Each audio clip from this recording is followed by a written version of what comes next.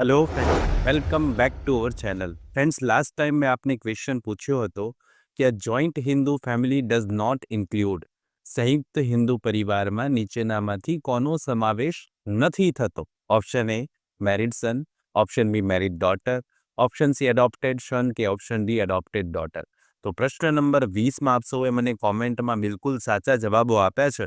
Question number 20માં સાચો જવાબ બી બની જશે, મેરિડ ડોટર. ઓકે, અને આપ સૌએ લગભગ સાચો જ જવાબ આપ્યો છે, કોઈએ ખોટો જવાબ આપ્યો નથી. બી will be correct answer. Yes friends, this is Chirag sir અને આપ જોઈ રહ્યા છો કોઈ પણ કાયદાની ગુજરાતી ભાષામાં ખૂબ જ સરળતાથી સમજાવતી ગુજરાતની number 1 YouTube channel real education કેચેટ. આજે આપણે ફરી એકવાર મળ્યા છીએ અને વાત કરવાના છીએ આવનારી ઓલ ઇન્ડિયા બાર એક્ઝામિનેશન માટે બહુ જ અગત્યનો સબ્જેક્ટ હિન્દુ લો વિશે. યસ ફ્રેન્ડ્સ, આપણે પાર્ટ નંબર 1 અને 2માં હિન્દુ લોના બહુ જ અગત્યના એમસીક્યુઝની ચર્ચા કરી છે અને આજે ફરી આપણે એકવાર મળ્યા છીએ અને ફરી એકવાર આપણે હિન્દુ લોના બીજા બહુ જ અગત્યના એમસીક્યુઝની ચર્ચા કરવા જઈ રહ્યા છે. તો આપ સૌને રિક્વેસ્ટ છે કે જે પણ કોઈ સ્ટુડન્ટ ચેનલ પર નવા છે પ્લીઝ ચેનલને સબસ્ક્રાઇબ કરી લો, બેલ નોટિફિકેશન આઇકોનને ઓન કરી લેજો જેથી આવનારા બહુ જ અગત્યના એમસીક્યુ આપ સૌને મળી જાય, એનો વિડીયો મળી જાય. અને ખાસ કરીને આ વિડીયોને એન્ડ સુધી જોજો જેથી આપ સમજી શકો કે હિન્દુ લોમાંથી કયા પ્રકારના એમસીક્યુઝ ફ્રેમ થઈ શકે છે અને એનો આન્સર આપ કેવી રીતે ઇઝીલી આપી શકો. બિલકુલ સમયને નહીં બગાડીએ, શરૂ કરીશું આજનો વિડીયો.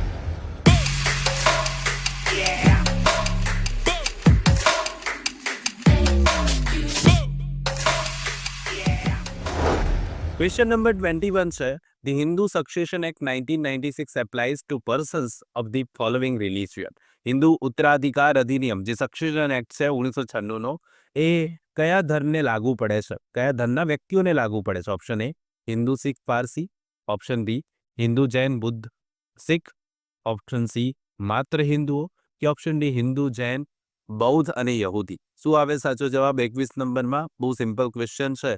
હિન્દુ સક્સેશન એક્ટની વાત કરી હોય તો 21 નંબરના પ્રશ્નમાં સાચો જવાબ બી આવે. ઓકે, યાદ રાખી લેજો, આ બહુ અગત્યની ચર્ચા છે. B will be correct answer. તો હિન્દુ સક્સેશન એક્ટ મુજબ હિન્દુ આવશે, જૈન આવશે, બૌદ્ધ અને શીખનો સમાવેશ થઈ જશે અને એટલા માટે 21માં સાચો જવાબ બી બની જાય. 22 જુઓ. Under section 21 of the Hindu Marriage Act 1955, every appeal from decrees or order shall be referred with effect from 23rd December 2003 within a period of ખાલી જગ્યા from the date of the decree or order. કેટલા સમયની અંદર appeal કરવી પડે? હિન્દુ લગ્ન અધિનિયમ 1955ની કલમ 28 હેઠળ 23મી ડિસેમ્બર 2003 પછી કેટલા સમયગાળાની અંદર ઓર્ડર અથવા તો ડિક્રી સામે અપીલને પ્રાધાન્ય આપવામાં આવશે? એટલે કેટલી દિવસની અંદર તમારે અપીલ કરવી જ પડે. કલમ 28નો કોન્સેપ્ટ છે. કયા કાયદાની? હિન્દુ લગ્ન અધિનિયમની. 120 દિવસ, 90 દિવસ, 30 દિવસ કે 60 દિવસ? તો ક્વેશ્ચન નંબર 22માં સાચો જવાબ શું આવે? 22માં સાચો જવાબ બી આવી જશે friends. B will be correct answer અહીંયાથી.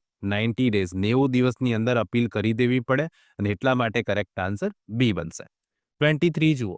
The child born of void and voidable marriage under Hindu law is. Hindu કાયદા હેઠળ રદબાતલ અને રદ તવાપાત્ર લગ્નથી જન્મેલ બાળક એ કેવું બાળક કહેવાય? લેજિટિમેટ એટલે કે અવરસ, ઇલેજિટિમેટ એટલે કે અનવરસ, ઇલીગલ એટલે ગેરકાયદેસર, એ પછી none of the above.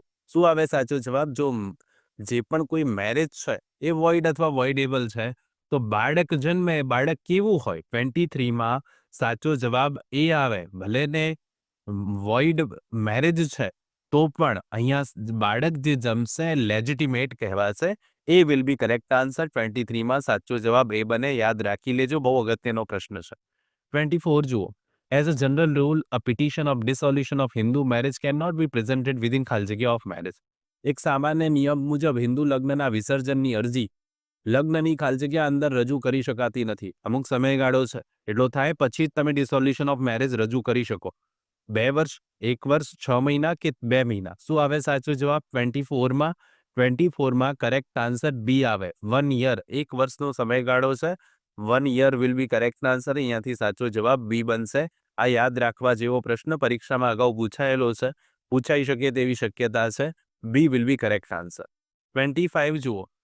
Lakshman Uttamchand Kripalani versus Meena is the leading decision of the Supreme Court on the ground of. Laxman Uttamchand Kripalani વિરુદ્ધ મીનાનો કેસ જે છે એ કયા આધારે સુપ્રીમ કોર્ટનો અગ્રણી નિર્ણય ગણવામાં આવે છે? એનો કયા ગ્રાઉન્ડ પર એ અગત્યનો કેસ છે? તો કેસ લો મેં પહેલા પણ કહ્યું છે, આપના માટે બહુ જ અગત્યના છે. ઓપ્શન આપી દઉં આપને: ક્રુએલ્ટી, ડેસર્શન, ઇન્સેનિટી કે પછી એડલ્ટરી. તો 25 નંબરના પ્રશ્નમાં શું આવશે સાચો જવાબ? લક્ષ્મણ ઉત્તમચંદ કૃપલાની વર્સિસ મીનાનો કેસ. યાદ રાખી લઈશું. 25 નંબરના પ્રશ્નમાં સાચો જવાબ બી છે, ડિસર્શન એટલે કે ત્યાગ કરવો. બી will be correct answer. Okay, અહીંયાથી સાચો જવાબ બી, કે જ્યારે પતિએ પત્નીનો ત્યાગ કરી દીધો હોય એવા કોન્સેપ્ટમાં આ પ્રશ્ન, આ જે લીડિંગ જજમેન્ટ છે, એટલા માટે 25માં કરેક્ટ આન્સર બી બનશે. 26 જોઈએ. Marshal relationship, marital relationship comes to an end in the case of. Marital relationship હોય જેને આપણે વૈવાહિક સંબંધ કહીએ, તો એનો અંત ક્યારે આવશે? ઓપ્શન ઈ, જ્યુડિશિયલ સેપરેશનથી. Option B, restitution of conjugal rights એટલે વૈવાહિક અધિકારોની પુનઃસ્થાપનાથી. ઓપ્શન સી, ડાયવોર્સ એટલે કે છૂટાછેડાથી. ઓપ્શન એ અને બી બંને. શું આવે સાચો જવાબ? તો મેરિટલ રિલેશનશિપની વાત હોય એનો અંત ક્યારે આવે? તો 26 નંબરના પ્રશ્નમાં બિલકુલ સાચો જવાબ સી બનશે.